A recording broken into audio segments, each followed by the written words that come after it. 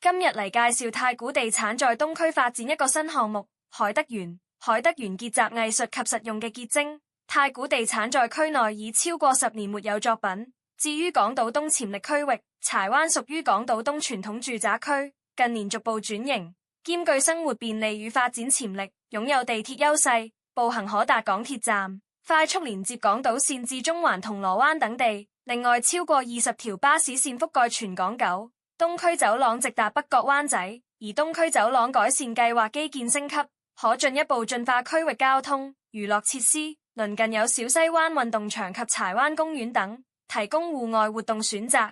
項目設計特點：現代建築風格。太古地產貫徹注重設計美學，採用低碳流量材料打造高品質住宅，戶型多樣化，涵蓋1房至到3房分層單位及一些特色單位，兼顧了單身人士、小家庭及投資者需求。智能家居系統配備智能門鎖、空調控制等科技元素，提升生活便利性。今次誠意滿滿的打造3個商圈的核心：一是太古坊5分鐘，2是九龍灣15分鐘，3是中環金鐘12分鐘。